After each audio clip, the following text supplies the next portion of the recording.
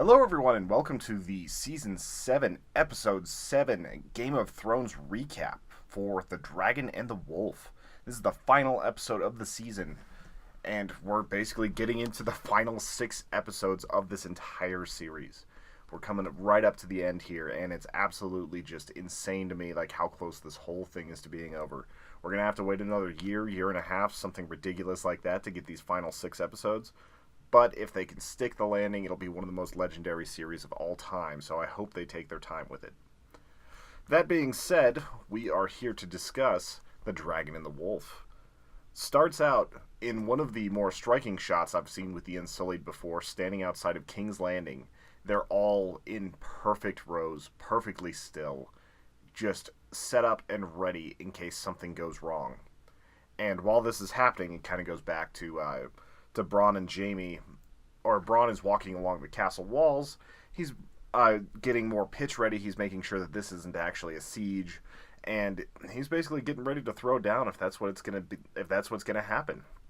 So we have him doing that. He goes up to Jaime, and they have an interesting little talk, saying that what do the Unsullied fight for? What are they fighting for more than anything else? Because they aren't fighting for money, because soldiers spend their money on women, and they have no cocks. And basically they end up determining that life really is just about cock in the end. And I thought that was a rather comical little moment that they had. After they have this discussion, the Dothraki start flying in. You've got the Dothraki screamers coming, weaving through like these lines in the Unsullied ranks, and it's a really striking scene. Hey, Hannah, thank you for the host. I forgot that some of the things make noise, so sorry about that for all you people over on YouTube. This is a live stream. What's going on, Hannah? Also, they're looking out over just or it switches perspective. It goes to the Iron Fleet, and it shows Tyrion and everybody else kind of sailing in. And Jon is looking at King's Landing, and it's like nothing he's ever seen before. It's just this incredible, there are more people in King's Landing than he's seen in his entire life. There's more people there than in the entire North where he's king. So it's one of those where he basically is just a little bit dumbstruck by how so many people can live there, how they can get so crammed in together, and it's basically because of trade and everything else, but it's still just a little jarring to him. And this episode, they took a lot of time getting to this point where they're actually at a place to do the negotiations they've been setting up for a little while. And a lot of this is because they want to have some reunions. We end up seeing the Hound check the zombie. That's not really a reunion. But we see, like, the dragon pit. We see the mountains sitting there. We see Brienne and Pod getting to talk to Tyrion after being separated for so long. We get to see the Clegane brothers basically stare down at each other, but that's a little bit further, too. Bronn and Tyrion have a little bit of thing where it's like they're on opposite sides now, but they still like each other. And, like, they even say so whenever they say they miss each other. So it's one of those where it's just a lot of little reunions. We have Brienne and the Hound talking. They almost killed each other. Brienne got the better of that one. So it's interesting seeing Clegane kind of face down some of his old demons in the past few episodes. Then we have, let's see, just a lot of little reunions there. Let's get to the Dragon Pit. The Mountain sees the Hound for the first time. They share a glance. The dragon entrance, which everybody knew was coming. We all knew that she wasn't going to just walk in there. She has to fly in and make it all dramatic after, like, Qyburn and everybody else sits down. She's got to, like, put that flair on there. This is the first time that Cersei's seen a dragon. And she actually keeps a pretty good poker face there. Like, you can tell everybody else is a little bit freaked out, except the Mountain, who's mostly a zombie.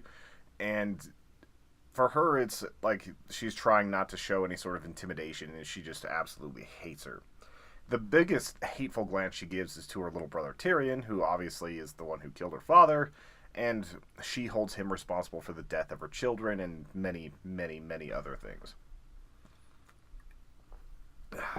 And, of course, he's basically hand to the queen on the opposite side, and she's the one that wants to remain queen. So lots going on there. This is where the Hound and Clegane, or the Hound and the Mountain, end up having their stare down, and he says, "Remember me." and basically says, like, I'm going to be the one that murders you to his brother. It's going to be a really interesting thing when Clegane Bowl finally happens. This seems to be confirming it. I'm not going to say it's 100%, but it's looking like they are going to give us Clegane Bowl 2018 whenever this pops out.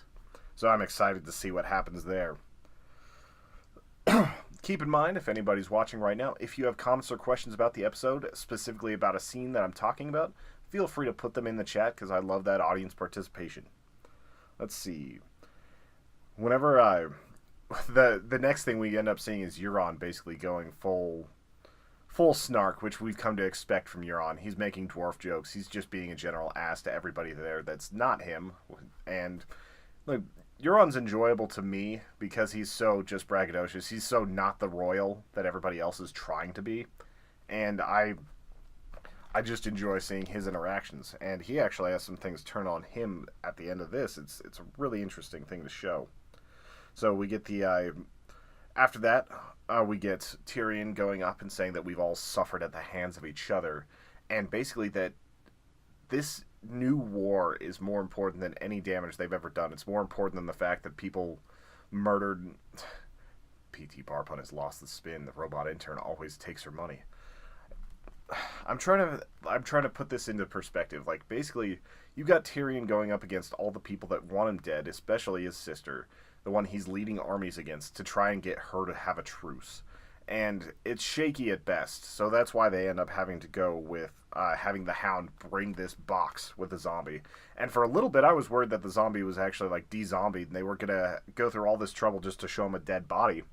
But whenever he kicks it open, the zombie runs straight for Cersei, and because she's pregnant right now, like, she actually is recoiled in horror and terror and everything else. This is the first time we've seen her publicly lose her composure for a long time, ever since the whole, like, walk of shame she had to do. So this was a big moment, and it was really the moment where she was convinced that this was true. And as this zombie goes up there, like, you get to see him chopped in half, and that's not enough because it's a zombie. The legs are kind of wriggling, but the body is crawling back towards the Hound. He chops a hand off just to demonstrate that they just keep coming and keep coming and keep coming, and shows that you can set them on fire to kill them, or that you can use dragon glass, and he goes and executes this torso that's basically crawling around trying to bite people. And they're not zombies in the traditional sense. They're like, if you get bitten, I'm pretty sure you're okay. You might get an infection or something like that. But it's more that whenever they kill another person, it becomes a member of that army. It just keeps growing and growing and growing. They're smarter than the standard zombie, too. They're under control. It's more like ants than it would be like a horde of zombies. So, as we get that, like, they ask how many, and this is the first time we've kind of been shown those numbers. Because in the last episode, it looked like there were a lot, but it looked like it was a defeatable number. And they're saying that there's more than 100,000 dead already. Like 100,000 undead warriors. Not to mention the 5 or 6 of the actual White Walkers that can kill a dragon with a single spear, as we saw last episode. It's just brutal. And this is enough that Cersei actually says she's going to commit the crown to fighting this menace. And that all their stuff has to be set aside for a while. This is Cersei we're talking about, who would basically sell out anybody, who would do anything, would say anything at all, just to make sure that she could get a little bit ahead in a situation. And she's fully conceding out of this fear that this is the biggest threat out there, and they have to take care of it. And she basically tells Jon, Jon Snow is also in the scene, that he needs to come forward, bend the knee, and promise to go back to the north and not fight with anybody else. And Jon, being the big truthful doofus he is, says, I cannot swear myself to another queen, which is basically just putting him higher in Daenerys' esteem, but it's also a very dumb move because he's trying to convince people that they're going to be fighting together, and he's immediately becoming contentious. It's just not a good idea. Jon doesn't always know what he's doing, and he doesn't think about the big thing. After this, Cersei basically, says no kingdoms will be on track. Like, the war's going to continue. You're going to have to deal with this undead horde on your own, and basically, good luck. And whenever this fails, like, you basically see Cersei walk off. Jon is just completely perplexed, and everybody starts yelling at him, have you ever considered lying for once? And he goes on kind of a speech about, like, the power of truth and how when too many lies lead to bigger lies, lead to better lies, lead to the words meaning nothing. And I understand what he's saying, but this wasn't even a situation where she was really asking for that. It was just a weird, like, side thing. I swear it was to score points with Daenerys, but we'll figure it out later. Alright, next thing up. You have Tyrion trying to figure out how to salvage this situation, because without ceasing hostilities with King's Landing, there is nothing left of this. Like, there's no way they're going to be able to take everything back later. Like, I'm trying to think of how to phrase this.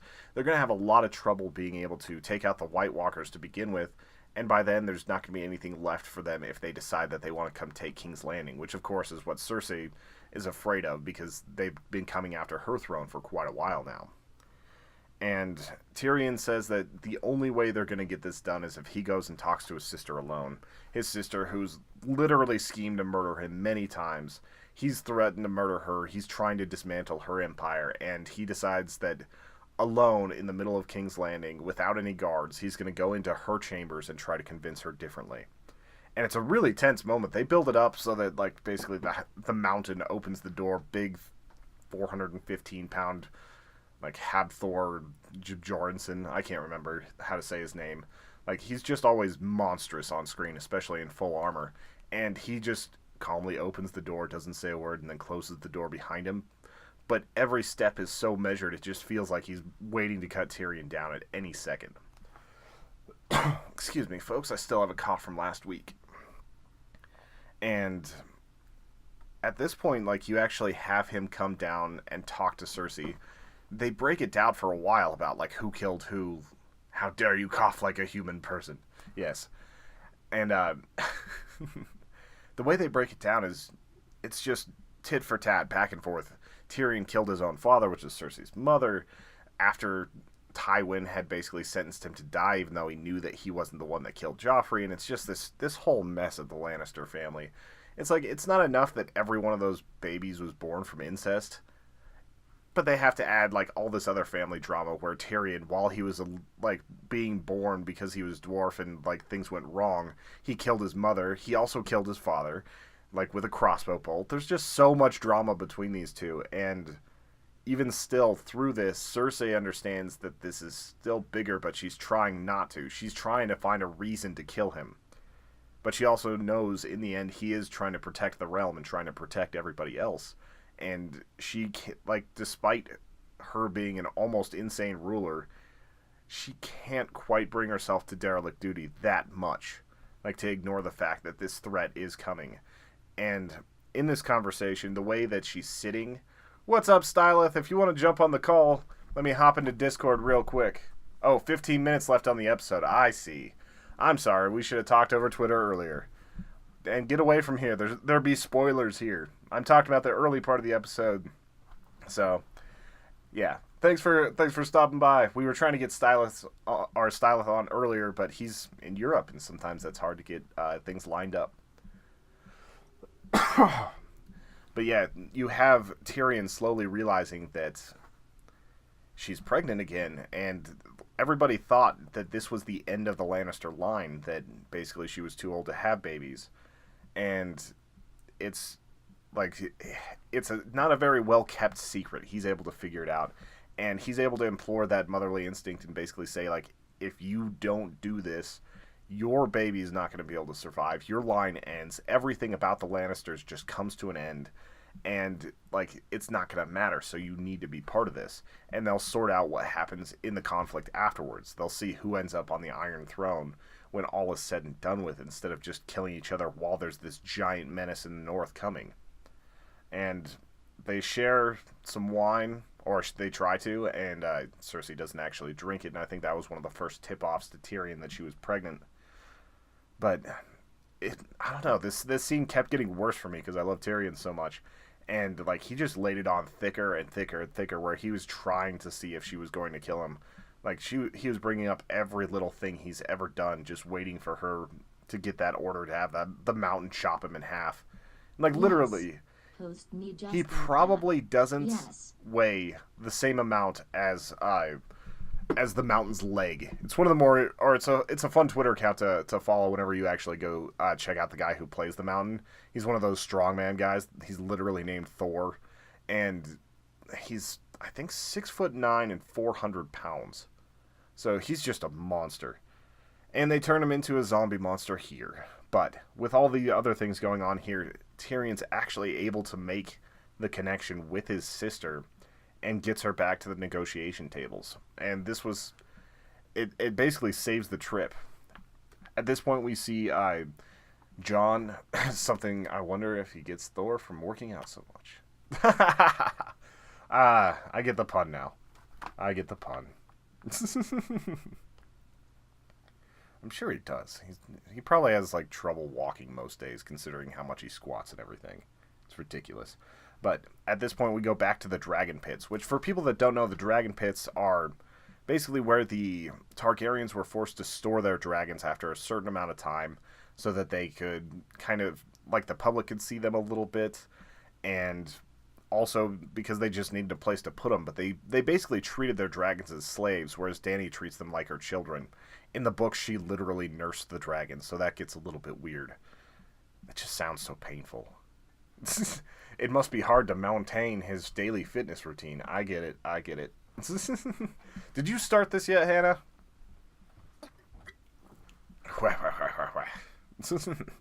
Anyway, so going on with this, you have these pits, and I'm sure they picked these locations specifically for that. It's like one of the last remnants of the Targaryens in King's Landing, and it's the death place of a lot of their dragons, and where their family started to fall. Jon is picking up a jawbone from a very small dragon, and I forget spoilers so quickly. Yeah, that's a good thing. It probably all sounds like Mandarin to you right now.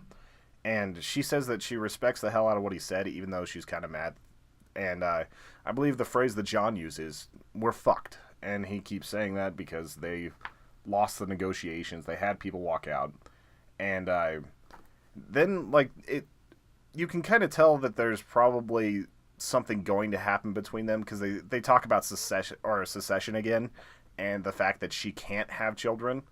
And it's interesting because he has a good point. This crazy blood witch is the one who told her she can't have kids. So who knows if that's actually true or not.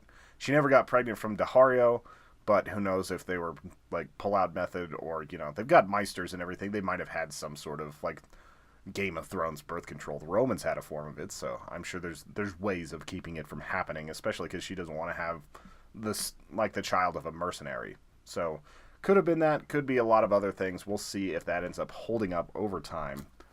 But now we actually get to the point where Cersei comes back. She says that her armies will head north, and they will fight alongside the Starks, alongside the Dothraki, alongside all of this, basically to bring an army of life to take out the undead. And it's such a huge change. And, she says something that's really poignant to me as well. I hope you remember when this is over, that without promises, I gave this army to you. Without anything else, I gave all of this with only seeing, what you've brought me here today. So she's kind of leveraging it as, she's taking a huge risk in agreeing to this. And even though it buys her a lot of time to figure out her armies and everything else, it's still a massive risk on her end to even be meeting with these people right now. That dragon could have literally charred her. There's a dragon 30 feet behind them while this meeting is taking place. Let's see. Most of the show seems to be dragons, death, incest, death. That's a pretty good part of it. You have to add normal sex to that mix. Because there's a fair bit of that. There's a lot of stabby stab. There's blood. There's a lot of ale. There's occasionally songs. Things like that. So there's a little bit. Dragons didn't become so big until, season 3 or 4, whenever they actually could start doing something other than look cool and CGI. Let's see here. And for those wondering, my moderator tonight, Hannah, has not seen Game of Thrones. She's just getting all the spoilers shotgunned in her face right now. And so she chooses to help. At this point, we see a crow flying in the north. Nice establishing shot.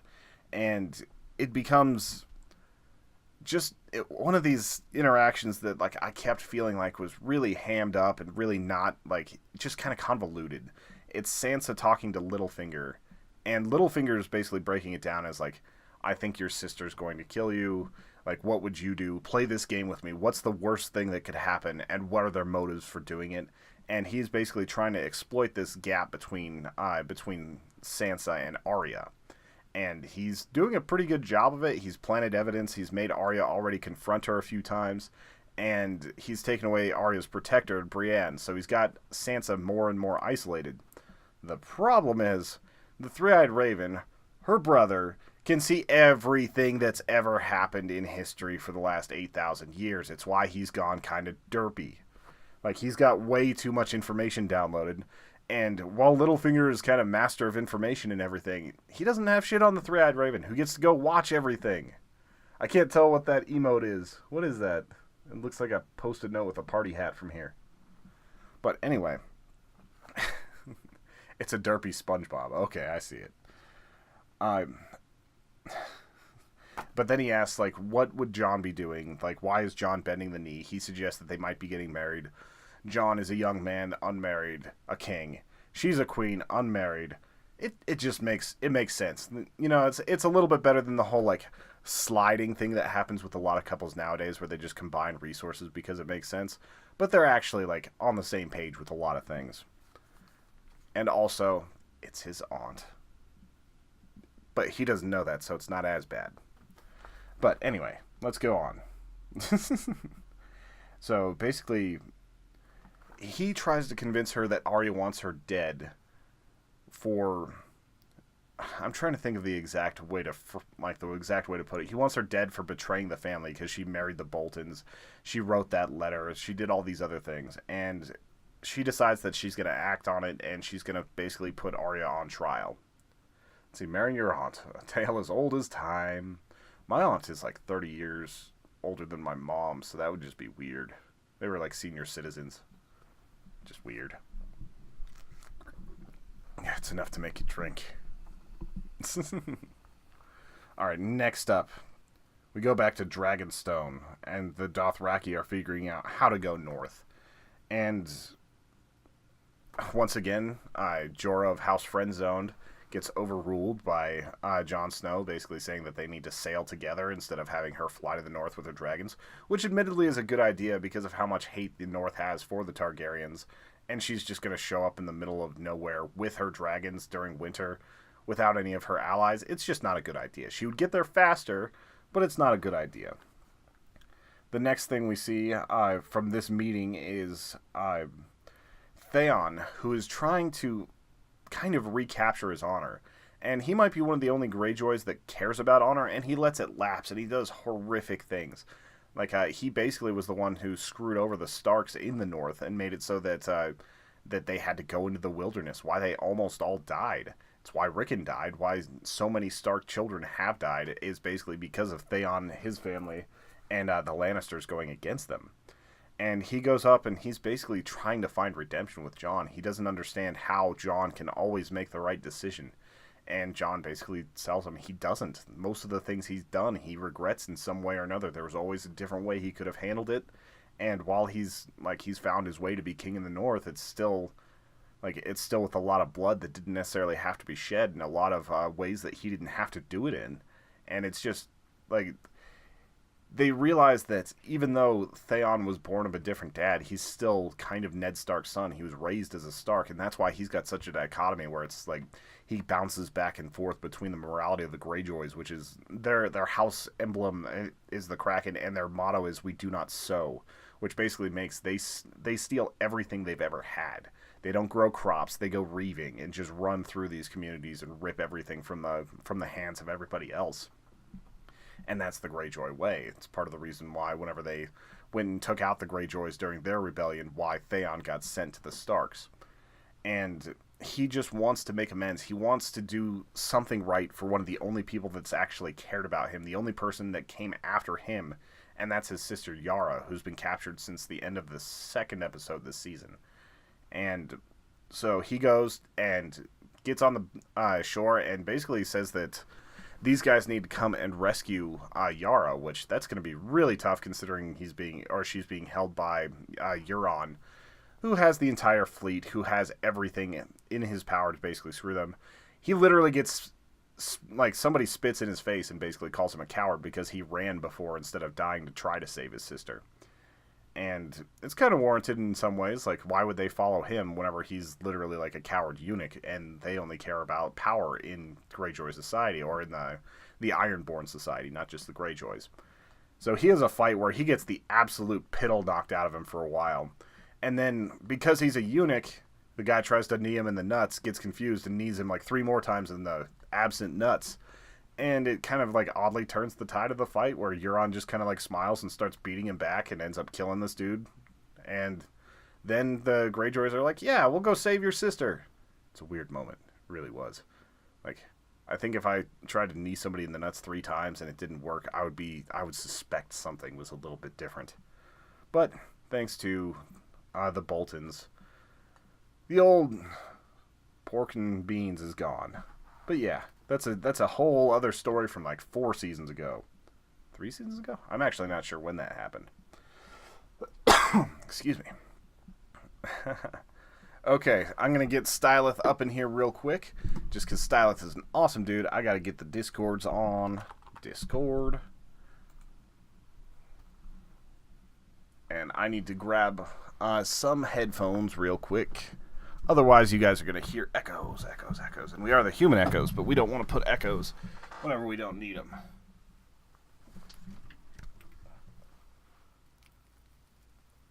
Yay for earbuds. My good headphones are in my car.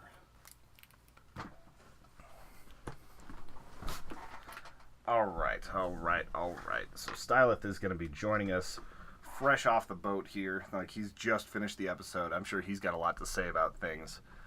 Are your earbuds your ears buds? They kind of feel like it. They kind of hurt me, though. Alright.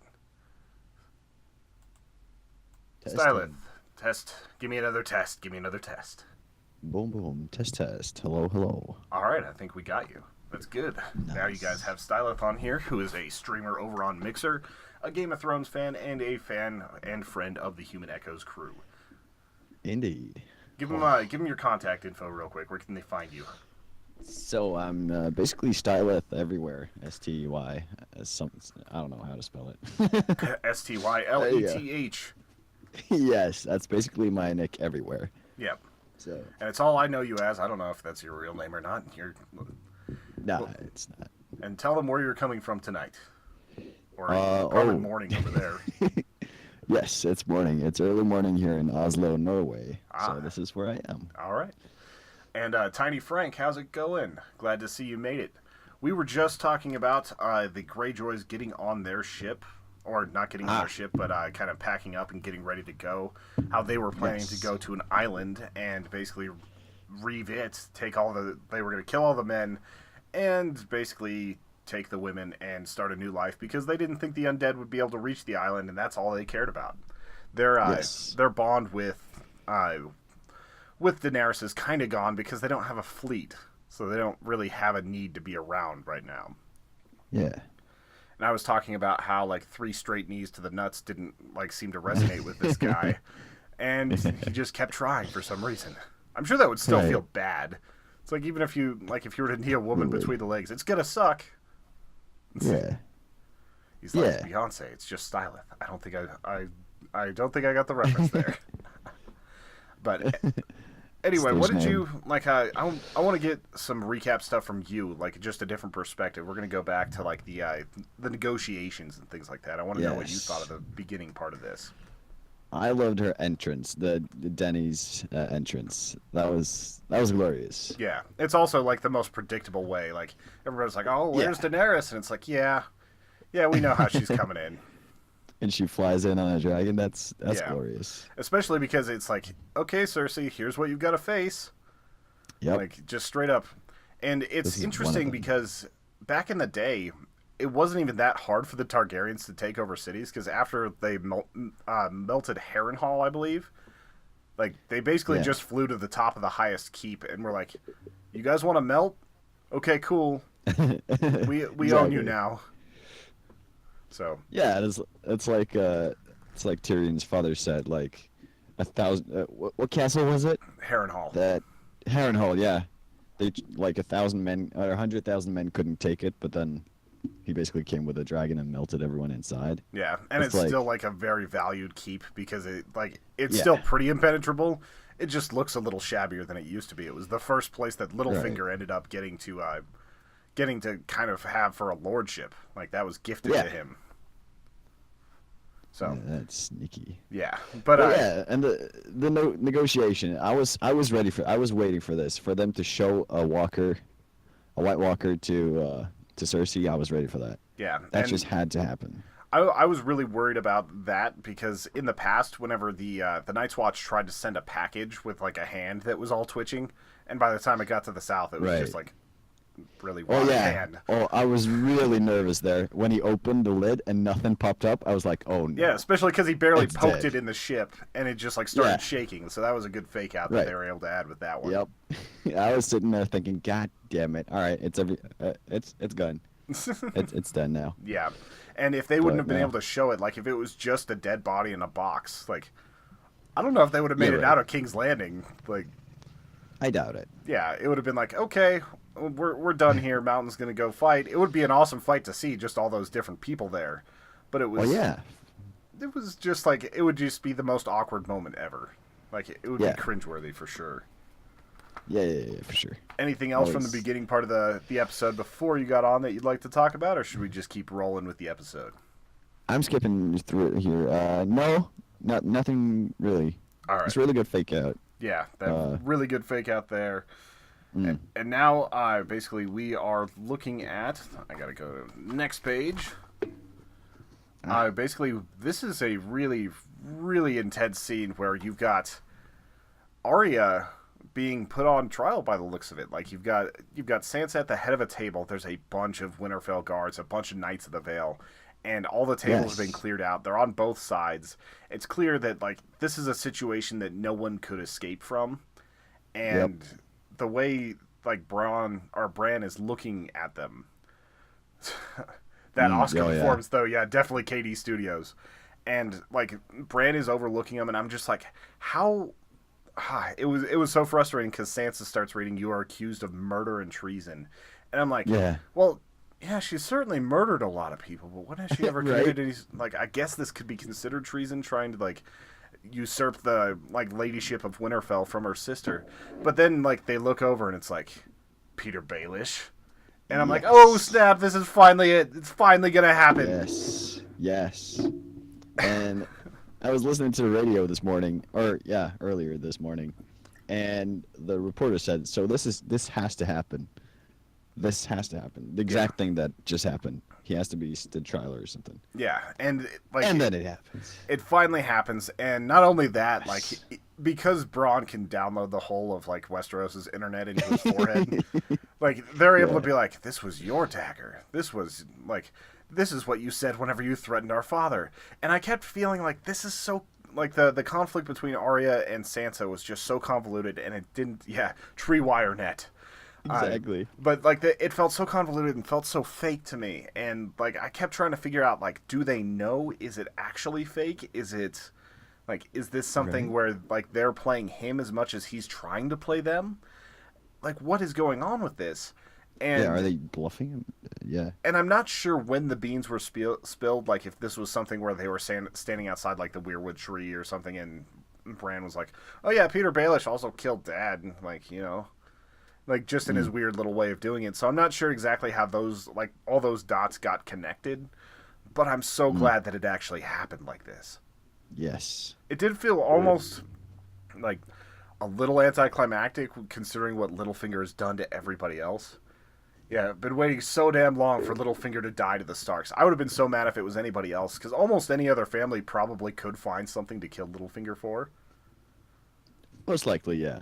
But it like just to have it actually happen in the walls of Winterfell and to actually make him stand trial instead of like a brutal murder, like in the dark, which is probably how Peter Baelish thought he would eventually end. Like someday he would overlook something and someone would kill him. Although he probably had Yeah. too much hubris to actually think that. Probably, yeah. You'd Yeah. think he'd rule in the end. KD Studios says it had to be the Starks or I'd riot. Then watch the next season. Yeah, that's pretty much it. I've only known a few people that stopped, like Joseph Devon, who streams on here. with me a lot. He quit at the Red Wedding because he was just like, oh, I'm watching a horror show. I don't like horror. Why am I watching this still? And I've known several people that have quit because of rapes. A friend of mine texted me earlier and was like, I don't know how you can watch that show. They beheaded a horse in like the third episode. And I'm like, that's what got you out of this? Like, Right. it always surprises me. But back to this scene. And like, at this point, you literally have Peter Baelish. Like, he's basically like Varys. He's like a spider. He's the guy that knows everything. He's the one that's pulling all the strings. He's the one that started the War of the Five Kings. He's the one that this entire story is basically predicated on because he started at the beginning by poisoning Jon Arryn and setting things in motion. And even that's revealed to him. And that's whenever you saw in his face that he knew he was good and truly fucked. Yeah. And it goes back to the last episode, too, when Bran told him that Chaos is a ladder. Yeah. Which, yeah, he told to Varys in the throne room. Yeah, it was like couple season back. 3, episode 10 or something like that. It was like one of the ways that they capped off a season, that Chaos is a ladder. And he basically just details how he unwinds things just so that he can be the one that finds the footholds to move up. And that's been his MO the whole time because he's dreamed of the Iron Throne. And it felt like after the books ended, they kind of lost the thread on what George R.R. Martin was trying to do to make it so that he could get that. Like, he felt like he was a little bit aimless. And then they started having him scheme again and started trying to like get the North back in his pocket and everything else. So it started to make sense. Indeed, exactly. But at this point, you end up seeing him literally on his knees begging for his life because he knows that every sin that he's committed against the Starks has basically been laid bare. That the Knights of the Vale, which are supposed to be his... I'm trying to remember the guy's name. It's like Royce something or other, the bigger guy with the bronze chest plate. He denies him. He basically is like, he just shakes his head. He's like, no, you're not getting out of this. And then Arya goes and slits his throat, and he just falls into a puddle of his own mess. Exactly. Yeah. It's Katie Studio says season 7 was so tame compared to the other seasons. Still heart-stopping in moments, though. And I do miss the scheming with Varys and Littlefinger as well. And I think that the description I heard that was best about this season is that it felt like that moment when you're in an RPG game when everybody's tired and just wants to go home. You're like playing Risk, you're playing D&D, anything like that, and you're starting to rush the plot because it's like 2 a.m. and everybody's tired. It definitely has had that feeling. Like, I know that budgetarily they didn't have like the money to do a 10 episode season. I feel like there could have actually been one more episode just based on like some filler and some details and some things like that, because the show's writing has gotten a little bit weaker, but it's also still such a strong show that it's the best thing on TV for me. So you feel the difference between them transferring or quitting the books or surpassing the books or whatever you say. I just don't know if it's because they lack the guidance from George R.R. Martin or they're trying to cram too much in.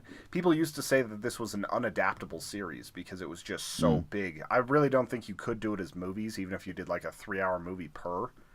No. But like to have it set up like this and to actually be able to take your time, it's made it so that almost every adaptation, I'm like, I love this book. I want HBO to do it. Yeah. But it's just interesting seeing that like some of these schemes and some of these other things are happening this way because it doesn't feel like George R.R. Martin's writing. And Peter Baelish might end in the same way, but I have a feeling it's going to be a longer, more winding path that gets him here. Yeah, right. Yeah. It would have taken it a little bit longer if it would have been up to the books, but in the end. But basically, that's the end of Peter Baelish. Like, I kept thinking that it was going to happen just because, like, he was getting sloppy with this scheming, and he trusted that he could control Sansa so much. And it's like, Sansa is not the girl you met back in King's Landing. She's been through, like, 7 different types of hell with the Boltons and with everybody else, and with Joffrey. And it's just, you're not going to be able to control her as easily now. She was a stupid girl in a lot of ways whenever she was probably, 14? It's like, she's lost her entire family to this war. She had to harden up. And, like, he just thought that he had her because he could seduce her because of his love for their mother or something. It didn't make any, like... It just felt a little bit weaker to me there, but I'm so glad that we finally got to see that justice happen. Yeah. It was, yeah. So It was really about time. yeah. And the next scene we're going to talk about right now is Jamie and Cersei. They basically are having a talk. Jamie is talking over the map. He's talking to, I'm assuming, some of his field generals or some of his commanders that are in charge of different battalions. And they're talking about the logistics of going north and how they're going to manage it. And Cersei comes in as basically like, you aren't going north. She breaks it down like, this is her choice. She's not losing the South.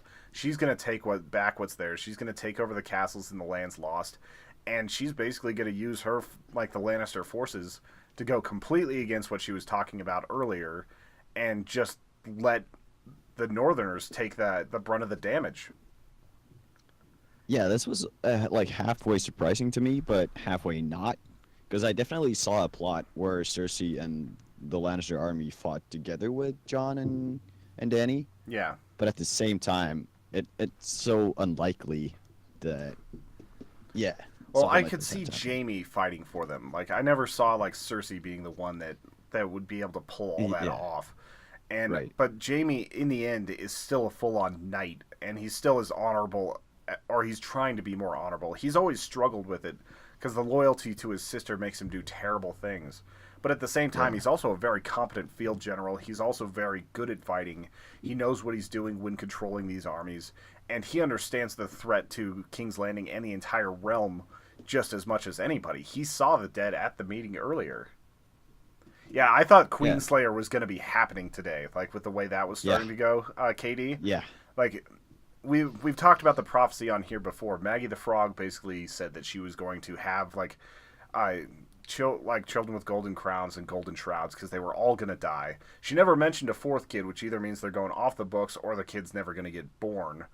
And the whole thing where your Valanquar will be your end, or whatever the exact words were. Valanquar is basically little brother, and she thinks it's Tyrion, which is part of the reason why she hates him so much. But she was born first, so her little brother is Jamie. And I thought that he was full on at this moment, like, you're going to put like the entire world at risk because you think that it's going to help you just a little bit. Like, you think that it's going to make this battle any more winnable because you know that one of her dragons died. It's like that should be a huge thing on saying why they really, really need to, like, they need to unite right now. And I, like, the way he looked at her, the way she was like, it's treason if you go. Like, I straight up thought he was going to end up having to fight the Mountain and go after Cersei. Yeah. It definitely felt like that. I definitely had like a strange feeling when the Mountain stepped up behind Jamie. Yeah, It was especially like because she something. nodded to him. Like, she nodded to Yeah. give the order, and he unsheathed his sword. And, like, Yep. apparently she had rehearsed this a little bit before because it was supposed to be a threat to get Jamie to just relent. Yeah. And he just says, I don't believe you. And he walks away. And He I was called her like, bluff. oh, shit. Like, he actually called her bluff on it. Like, and you know the Mountain, like, Jamie's a fair fighter, but with his left hand only, he's not going to win that fight. He already turned that fight down.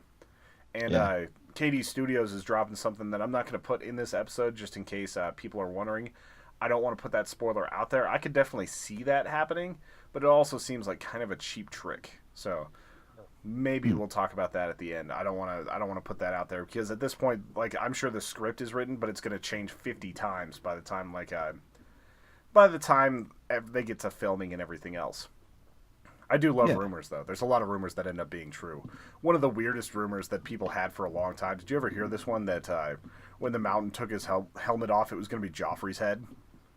Oh no, I didn't hear about that. Yeah, What? I thought it was ridiculous too, but like because he was poisoned and all this other stuff, people thought that he had taken like Joffrey's head and put it on the Mountain's body, and Al wanted that so bad, and I was just like, that's the dumbest idea I've ever heard. Like, what?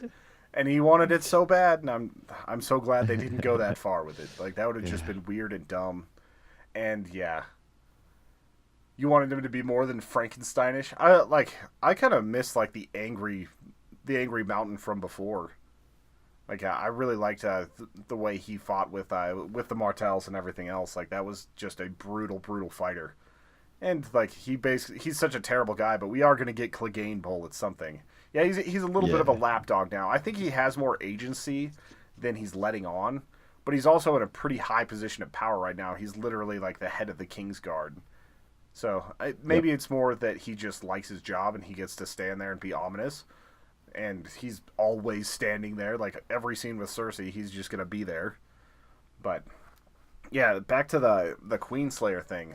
We already know that he's willing to kill for the Empire, for the good of the people. And he's seeing Cersei unwind slowly, and now she's putting the entirety of the world at risk because she thinks that a bunch of mercenaries in gold are going to make it so that she can win this war. Yeah.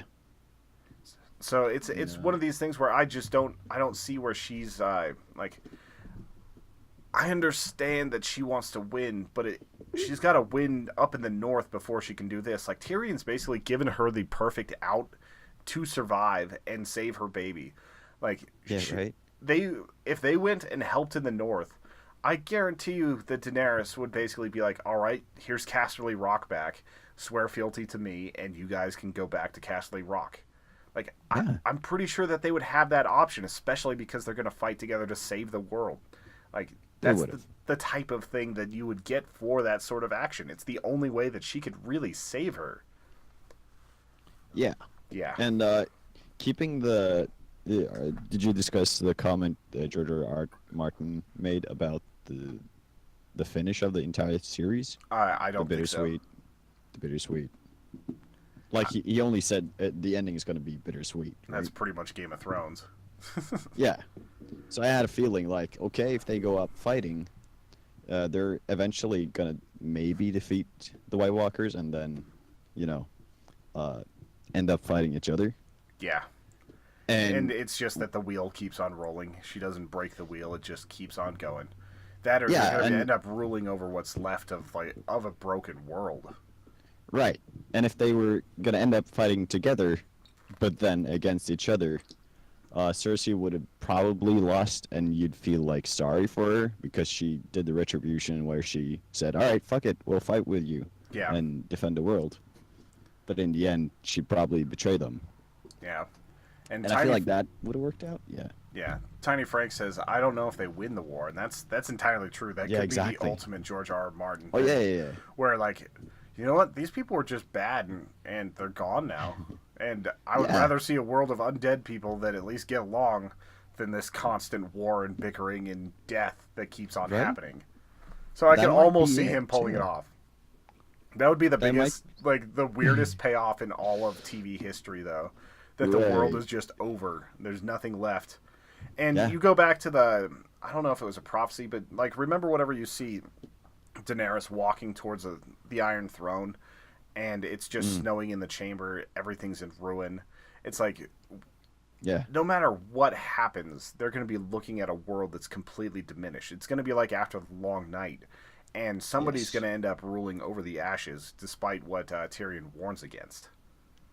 And I'm not sure if she's going to be the one that sits there. And then we have some other revelations that happen tonight that we've seen coming for a long time, but they are quite important as far as like the idea of secession and everything else. Oh yes. All right. So at the end of this scene, we see Jaime riding out of King's Landing. Is that it? Yeah, he's riding out of King's Landing. He's not in Lannister garb. He's basically trying to be discreet about it, and he covers his golden hand with a glove, probably just once again trying to be discreet. And he sees the first flakes of snow falling on King's Landing. So Yeah. it's like, as he's leaving, winter has finally come to King's Landing. It's been everywhere else. We've seen like the white ravens sent out, but it's over now. Like the darkness that is this horrible winter is coming for them right now. And I'm probably going to say this a lot, but this was a long expected scene as well. Yeah. The snow finally coming to Winterfell and Jaime actually leaving his sister. Yeah. And it makes sense that, like, especially if the Queenslayer thing happens, that he's making this full break. And I know it's got to be so hard for him. Jaime's always been one of my favorite characters because, like, back in the day, he was kind of the snarky one. He was pulling a little bit of brawn. He was very arrogant. Yeah. But, like, once he had his arc with Brienne, like, he was still a likable guy. Even whenever he took back the Riverlands, he was still likable in how he did it. Like, he had to flex his muscles a little bit. but he was showing that he could be a good man as well as a competent soldier, as well as do the bidding of others. And he's trying to walk this path, and this is his only way out right now, is to literally escape. And it's like, what is he going to do? Is he going to just go and try to join the people in the north and give them intelligence so that they can take out Cersei? Is he just going to go and try to fight because he still has value as a knight? Like, what's his move now? Yeah. And Katie's Studio says he was my most hated, but actually redeemed himself a little bit. Unsure how it'll be received by Bran in Winterfell. Yeah, that's a good point, considering that little shove started so much of this. Yeah, that's. I've also noticed something interesting that's happening with the Lannisters. The ones that are kind of going gray, the ones that aren't like holding up this whole thing of family, are actually getting like their hair colors changing. And I don't know if that's intentional or if that's something that's just like costume department isn't working on. But you see that like the hair of gold going slowly to brown. Like Tyrion barely looks like there's any blonde left, and Jaime with his hair cut is a lot darker brown, and it's kind of consistent. And like Cersei still has like the blonde hair and everything. And I'm just wondering if there's some sort of like subtle thing happening here, that they're becoming less greedy, less like the Lannisters, and more in it for the greater good. That could just be full on me talking out of my ass, but it seems like no, probably not. It seems like they like to use symbols like that. Yeah. Another good shot that you probably didn't notice, or probably most people didn't notice, when the snow keeps falling and we see different shots of Winterfell. No, King's Landing. No, King's Landing, of course. And we see the snow falling on the map. You can see there's a lot of snow up in the north, but not too much down south. Yeah. On the actual map, and that's just great scenery right there. Just more and more snow falls on the map. It's great. Yeah, and like it's fully symbolic of like the horde of winter is coming. And this time, whenever you see the undead walking, it's been the theme this whole season. They are bringing the cold with them. It's not just that winter has come. It's that like it's literally a storm that's riding with the undead. Like the storm is basically as real as these undead people. And it's not just they're kicking it up in its wake. It's that the magic of these creatures is pulling it. The magic of the Night King and the fog and everything that's coming up. So indeed. It's just really I need to follow a few more channels and read more forums. The only problem with doing this right after the episode is I don't have enough time to really analyze and digest a lot of the things that I'd like to. Yeah. So after we get done with this, I'm probably going to go to Reddit and check out all these threads, and they're like, oh, look at this. And this was a perfect moment that related back to the books from 3 years ago. But it's like, it's still so exciting getting to actually just like talk about it and get into it like this. And I watched 3 different channels on YouTube on the recaps. Do you watch Alt Shift X? Yeah, no, actually not. That one's my favorite one. I think you would like checking that out. Anybody who wants a really good Game of Thrones recap where he goes through all the books, goes through everything else, breaks it down in simple language, and does a lot of really cool videos on the side stories. Like he put one out for Thoros of Myr, like all these other people. He's done a thing where he's tracked down every Valyrian weapon that's in the books and like just detailed all of it. So it's a really good comprehensive resource. And that channel is called Alt Shift X. Not to promote other channels too much while we're doing our own show here, but it's definitely fun. Also, Tiny Frank and Katie Studios, you guys should follow Styleth while you're in here. I think we did shout-outs earlier. We'll do another one before we're out. But yeah, we're going to move on to the next scene because there are some bombs dropped in this scene as well, where you've got Brandon Stark sitting in front of the fire, and Sam Tarly comes in. Oh, yeah. He comes riding in on a horse. Or a sleigh. No. He brought his cart with him all the way from the south. Once again, fast travel's an awesome thing. But he rode with Gilly, and they're back in Winterfell, and he's basically waiting for Jon to get back. Like I'm sure Winterfell's a stop on the way, but now that he's heard that Jon is like king in the north, it's completely different for him. I always thought it was extremely lucky that he got sent to be a maester right around the time that the mutiny happened, because I don't think he would have survived the mutiny. Like he got lucky there. Yep. But like in this scene, we basically have them talking, and it goes that basically you've got Bran talking about how Jon's name is actually Jon Sands, because Yeah. he's a bastard child of Dorne, which is like Dorne is basically closer to where the Targaryens came from and everything.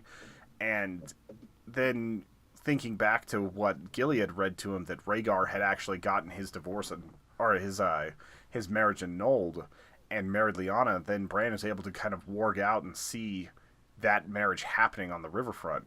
Which I don't know if this is the same actor. The guy they got to play Rhaegar looks exactly like Viserys, or Yeah. I think Or it's really close. yeah, like which if they got him back, whatever, that's cool and everything. But I was like, that just looks like Viserys, and with that marriage, that means that Jon is actually like legitimate heir to the throne Targaryen, because Rhaegar was the one that was first in line, and his son would have been first in line. Dany would have been like third in line, I think, something like that, Probably. Yeah. because Viserys was the Viserys. male born first.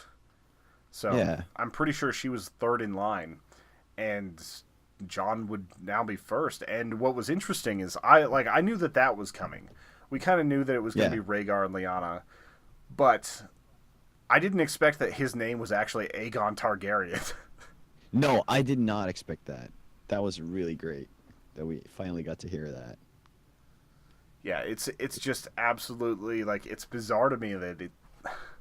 Like I don't know if it's bizarre. It definitely caught me off guard, and I'm trying to remember if Aegon was the Mad King or if Aegon was the original Conqueror. And like it might even be the same name. Like I need to look it up because like there's so many names in the Targaryen families, and whenever you don't have a character on screen, I'm pretty sure that Aegon was the Mad Aegon's the King. son. Yeah, Aegon's the son of Rhaegar. Yeah, Aegon So again, which Rhaegar's was the the conqueror. son that was killed. Yeah. Yep. So it's and like that just makes it. I don't know if it makes it worse. There's just so much incest happening in this series right now, but. Oh yeah. Next scene. Yeah. Or the mixed in scene. Yeah, but to like actually see the line of succession change to where it makes more sense for him to be king before Robert's rebellion, which at this point it really doesn't matter because whenever you've had a full-on rebellion and regime change, like the lines don't matter. Like go back and look at like the Tudor period and everything, like the Jacobites were thinking that they were the ones supposed to be on the throne, but it ended up being House Hanover that ended up being the ones that made it. Thank you, Dark and Core 76, for that follow. We very much appreciate it. Thank you for joining the Echo Chamber. Anyway, back to the episode real quick. Like with that bomb dropped, like we've expected for so long that they were going to actually say it because we knew Lyanna was the mother. We didn't have full confirmation that it was Rhaegar. We didn't have confirmation that it was from an actual marriage. We didn't have any of that. So it's all official canon now that he is full on Targaryen named Aegon. And Ned Stark back in the day was like, no, Jon Snow. Right. Just make it simple. There's no way this kid's gonna survive with a name like Aegon Targaryen when Robert's his best friend. Yeah. No, that was. I didn't expect that. Yeah, I think that was the most jarring thing that was revealed in this particular episode. Maybe like the death of Peter Baelish is definitely huge, but as far as like a shocking thing, I think Aegon Targaryen is the biggest one. Yes. So, after that scene, we end up seeing. Let's see. Oh, this is the very much hookup scene. Jon is sitting at the door, staring at like the Targaryen logo, and I'm like, is he looking at a chest? What's going on here? He's being a little bit shy about it, and then he goes and he knocks on the door, and like as soon as she opens it, like she knows the score. Like it's freaking 2 a.m, whatever. He's coming to her door, and she smiles at him. She lets him in, and then we get not quite twincest. We get some sort of incest, like aunt on nephew, and they look like they're having a hell of a time. So it's okay. Tyrion, for some reason, is like sitting in the galley of the ship, just like watching this. Like he seems like he's kind of he seems a little bit like perturbed by it, but he also had to have seen it coming. And as far as people go, it's like Tyrion likes Jon Snow. As the Hand of the King, if there was going to be somebody to marry, it would probably be Jon Snow. So I'm always wondering what's going on there, unless he wanted like Jaime to marry her or something like that to seal like that family and save his family. Yeah, it was a straight up booty call, Katie. Katie just put some stuff in here. Aegon Targaryen was Aelia Martell's son, sister of Oberyn, the guy the mountain crushed his head, and the mountain killed Aegon Targaryen. So, Aegon was one of the younger ones that would have been in line for the throne after Rhaegar. Or wait, Aelia Martell's son, sister of Oberyn. Yeah, I see what's going on there. Sorry, there's so many different family lines and everything. And so Aegon is Aegon's brother. What? That kind of makes sense. Yeah, because Aelia Martell was the one that Rhaegar had his marriage annulled with. Yeah. So, that doesn't make a whole lot of sense, and especially because Aegon was probably still alive. So, there's some continuity things to get there. We'll figure it out later, I'm sure. Yeah. But yeah, I'm maybe it's like George Foreman, where everybody's just named George. Aegon's a cool name. Why not? But it is. At this point, they hook up. It's very touching. I actually thought the scene at the end of last episode was more touching because you could tell just how she saw the scars on him. She knew that he had actually sacrificed himself, been stabbed in the heart, and there was a lot more feeling there. But this one was still it was just inevitable that they were going to crash into each other with this. Just fire and ice. It's in the title. Yep. Yeah, I have a feeling that he's still going to be King John too, Katie Studios. That just that seems like something where he's a little bit too old to be switching up names now, especially in the north. Next scene, we have Arya and Sansa kind of having a bonding moment. They're in front of the ramparts of Winterfell. And yes, Sansa basically says, you're the strongest person I know. You would have survived what I went through. And it's basically one of those, that's the nicest thing ever. They have a moment where they're talking about things that Ned Stark had said. It's a little bit poetic as they're looking out. They're looking out over the frozen wastes right now and everything. And it's it's kind of a nice scene where you get to see that they really were able to get back together, and I really don't buy that they ever really hated each other, distrusted each other. I think that they were just kind of playing Peter a little bit, especially because Bran might have told them earlier. We might get that revealed later. I'm not sure how close it was, but it's just good to see them actually having a relationship again, because it didn't make sense for sisters like that to hate each other so much or to be giving threats and things like that. So I'm glad that little story arc is over. I'm glad they were able to reunite. And after that particular scene, we have Bronn warging into these ravens again. And yes, he heads to Eastwatch. And there's some bad shit happening in Eastwatch right now. Oh my goodness, yeah. This scene might have had me more just grabbing my face and running my hand through my beard more than any other, in the past. Yeah. Well, I did it a lot for last episode, but it was one of those where I was just so, I was so tense because I see the one guy walk up and I'm like, oh, the dead are here. That makes sense. And then you finally get a sense of scale on how big the undead army is when they just start coming out of the trees and coming out of the trees and coming out of the trees. And you just see the White Walkers standing in front of the Whites. And then the scene we all knew was coming as far as seeing the Ice Dragon, seeing Viserion return from the dead, and I couldn't tell if he was actually blasting fire or if it's blue fire or if it's actual ice. Definitely looked a little bit more like fire because he just busted through the wall, just slicing right through it. I did not expect to see this in the season finale. I expected something a little bit different, but this definitely took the cake for me. Were you one of the ones that was thinking it was going to be the horn and the entire wall would fall, or did you just not think the wall was going to come down at all this season? I basically expected no, not come down at all. I expected shaking, and then just seeing the Norwegian guy, Tormund, standing at the bottom of the wall inside, and just basically hearing the bouldering and shaking and ice falling down from the wall. And in the end, before it cuts to black, just a dragon screaming in the back. Yeah. So, they went a little bit more here's the direct special effects shot. This is how it happens. Which I'm always good about having those sorts of shots in there. I don't know if this would be the type of thing that would actually take the magic from the wall. It seemed like it was a little bit too convenient. It seemed like there had to be something more. But then again, it is still an ice wall, and if you blow it up with fiery ice or whatever, it might just fall. Like Yeah. the magic that was supposed to keep people from passing through, I thought would be a little bit stronger than that. Like I thought that even if the wall had fallen in certain areas, that magic would still be there. Yeah, it definitely felt too convenient. Yeah. So But we'll see how George R. R. Martin handles it whenever he gets the next book out. And yes. it was still a satisfying scene in a lot of ways. It's just it doesn't feel like it's fully what could have been, but Mm. it's getting the point across. It's like the dead are literally beyond the wall now. Like an army of 100 some thousand, and for every person they kill, it's another one added to their numbers. Like is just Yeah. gonna keep growing and keep growing and keep growing. And now they have to deal with that. Everybody's marching north. There's going to be a lot less nice sunny sets for people.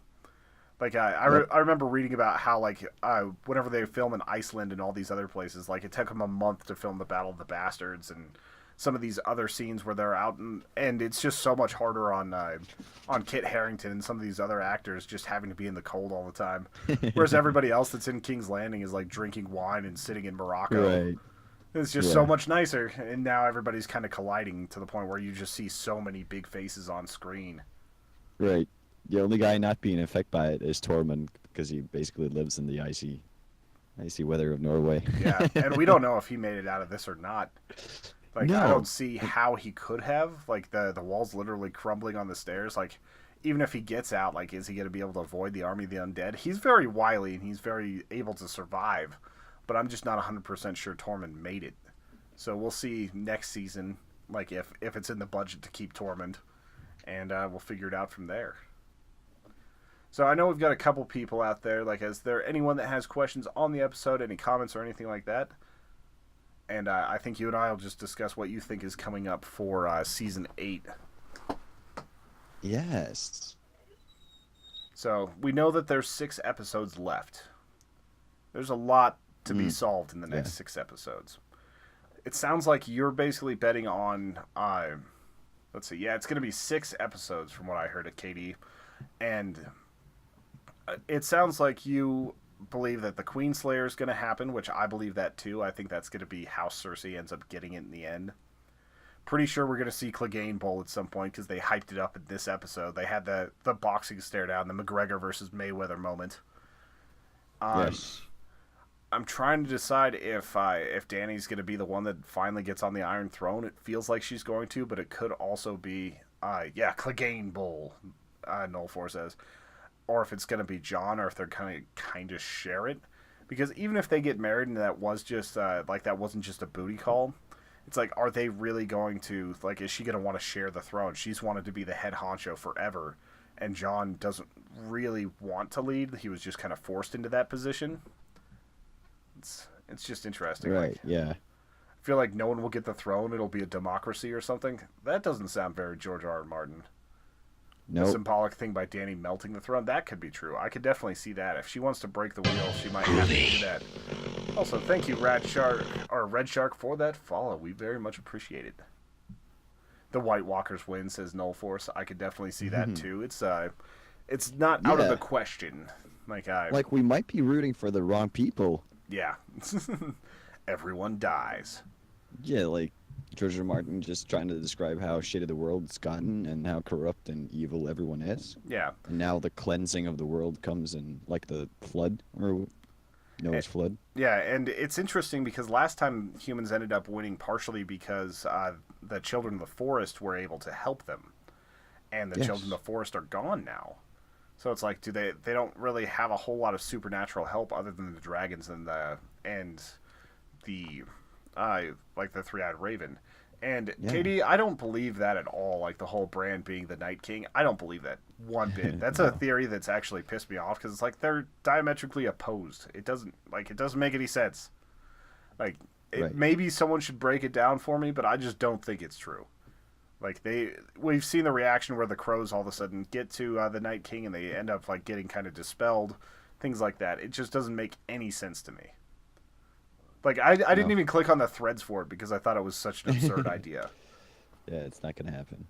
Yeah, so maybe I'm wrong, but I feel like the Night King is his own entity, especially because we saw him be born. Like we watched like we watched the Children of the Forest creating him under the mountain, and Yes. so like we've actually seen the origins of the Night King. I think they're two sides of the same Dragon coin, same Glass. powers but different people. I think that's a lot more likely. Like, especially because there are a lot of people who think that the Night King may have known about the dragons and kind of lured them up, and that's why he was so calm and just waiting and waiting and waiting, so that they could, instead of just taking out people or having them walk across one at a time, like he waited for the dragons to come so he could get get that trap. I could totally see him having that sort of power, but Right. I just don't think it's Bran. I think that they've harnessed a similar thing. I expected them to walk around the wall, to be honest. Yeah, I over was the like, sea. just you could probably just walk in the water. You're not going to drown. Just go around it. Right. It only goes Or like a you- quarter mile into the ocean. And they control frost, basically, so they could probably just freeze the ocean. Yeah, E- that's either- true too. even Like though they you need, probably like- could have him do that. Yeah. I was kind of hoping that it So- would be a full-on frost dragon where it just like fired like frozen shards and everything. But Yeah. Like Like- a wyvern. yeah, like I think this probably makes more sense. Like other than just like the color change because blue is cool, but like it's still going to be effective. Yeah, blue fire. So we'll see how that turns out. Like I really don't like. I'm trying to figure out who's going to survive. Like I feel like only Jon has plot armor right now. Maybe a little bit with Yes. Dany. There's not that many other people. They need to have a nemesis so Cersei's safe for a little bit longer. But they got rid of Peter, and that's a big character to just kill off. And Arya, like it feels like she could die doing that, but she also has a Valyrian steel dagger now, which means she's going to be in the thick of fighting with the Whites. There's so much that can happen in this. So I'm really Yeah. curious as to where they're going to go. And how are they going to explain John's heritage to Jon and Daenerys? I think it's going to be in true Brandon fashion, where he's just like, "Did you know you're T- Aegon Targaryen?" And then he's just going to Yeah. look into the fire. And is she going to believe it? How is she going to take it? Yeah, Is she going to ignore it? and if she's pregnant already, Right. because Yeah. I could see them pulling that. So Yeah, like they were talking about that earlier. Like, I can't be pregnant, and he was like, "Well, are you sure?" yeah, it's like they've hinted at that. Like that was the third beat that's mentioned her secession and her being pregnant this season. So it feels like they're just gonna be like, "Oh, well, that witch was lying to you." Yeah, Yep, maybe your doctor that's- was wrong. Get a second opinion. Did you look at that lady? Probably. That lady probably smelled like BO and old onions. Like I bet you that Yes. was one of the worst smelling women that's ever lived. Like John said, she's probably not a reliable source of information. So Yeah. that's Yeah, she hasn't mentioned if she stopped having periods. I was kind of wondering that too. If it was like, well, John, this is the menstruation cycle and it stopped. Like I was I was wondering if she was going to dress him down like that, but they didn't. They left that kind of Dr. ambiguous. John. Yeah, Dr. John. Love was Dr. really, John. 20th century about that statement, though. Yeah.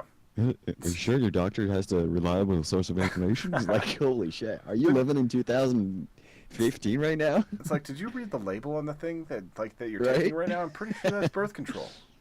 Yeah. I wonder My if question she'll is- end up having a Mad King 2.0. Oh, I God. don't see any precedent for that. Like if they had, I guess it is incest babies, so that's like getting a little bit crazier. Oh. Joffrey was definitely that. I don't know if the incest had anything to do with it or if he was just a sociopath without a good father figure. Yeah, is there going to be a triple Aegon action happening here? Aegon, son of Aegon, son of Aegon. Well, I guess that would be like the Aegon, the third of his name, or something like that. Probably. Whatever they would yeah. end up doing in the history books, since everybody's been like first of their name, first of their name, first of their name, because nobody gets a dynasty anymore. Right. So it's just a lot going on with that. I'm trying to think. I wonder of if, Go ahead. yeah. I wonder if Bran can take people back and see things. Well, if the he's other able. one, the other three-eyed raven was able to, but he never did anything with with the Reed girl. I'm trying to remember her name, Helen Reed's daughter. Like they were never able to show anything there. Yeah, he could Right. he could ward Hodor and it completely broke them. But we're talking about, would you be able to bring somebody into a vision to see it? Yeah. Not like, would you be 'Cause able to control the person? I feel like that'd be the only way to probably convince Daenerys that Jon is actually the heir to the Iron Throne. And yeah. I think that they would be able to tell whenever he basically gives an entire history of everything they've ever done. Like it's the same way he convinces Yeah. other people, where it's like, oh, do you think do you remember when this happened like 6 days ago on the trip? Did you know I was Yeah. watching you guys hook up? Do you know that I like basically went inside your uterus and saw the conception of your baby happen? Like, I'm sure he Right. could convince them that he knows the past and future. And Probably. Yeah. do you think Maybe. that Bran will die because he told Sam? I don't think so. Like, I don't think that's anything where he's going to get killed, at least not initially. Like, he's dead. Like, there Oh, was a lot of yeah. people saying that he was going to be one of the ones riding a dragon because they made the little saddle for him and everything. I don't know if I buy that at this point. He's not a combat person. Like, he's No. definitely given up that. Like, I think that's what you were referring to earlier, like about giving up that dagger, Katie, or it might have been Null Force. Sorry, things are moving quickly. Let's see. But yeah, he's the only one that knew about John's identity. Sam knows about it now, and like with Sam being able to back it up with what he read from that journal, I think there's a pretty good chance that they're going to do that. Plus, the whole thing, nobody ever knew why Ed or Ned Stark broke his chast and like went out and had an affair and brought back a bastard. He never once mentioned another name. He never explained it. He just showed up with Jon Snow and basically Yeah. bore the brunt of it despite his wife's disapproval and everything else. Yeah, he was way too honorable. And I remember back in like the second episode of season 1 where he was like, whenever we get back from King's Landing, we'll talk about your mother. And Yeah. like he never got the chance to. So basically like these secrets are just coming back up, and I don't think that that makes anybody more vulnerable or less vulnerable. So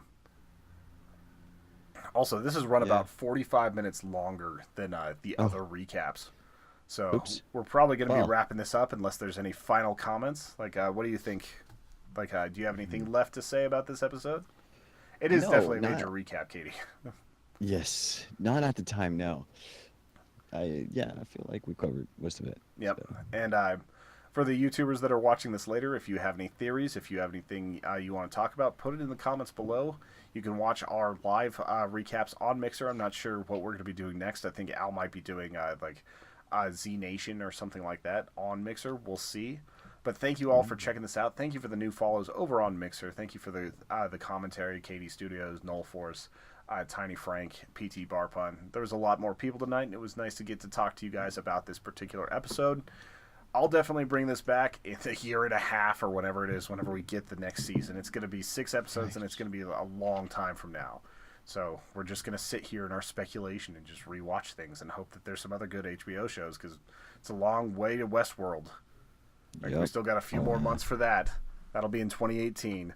So thank you all for hanging out, and we will talk to you soon. And thanks for having me. Yeah, thank you. Once again, this is Styleth, at Styleth on Twitter, Styleth on Mixer. Basically, Yep. I'll put some links in the YouTube stuff, but I'm going to give him a shout out real quick. Be sure to follow him. Thanks. Styleth. Thank you for being here tonight. I know it's probably a weird time in the morning for you and everything, but I'm glad we got to you got to be here. We got to talk about this stuff, and we will see you guys very soon. Tomorrow we have Dark Souls 3 with PT Barpun. Tuesday we have 7 Days to Die. Thursday is going to be something new, and Friday we have Overwatch. So lots of streams coming up this week, and we will see you guys next time. Bye.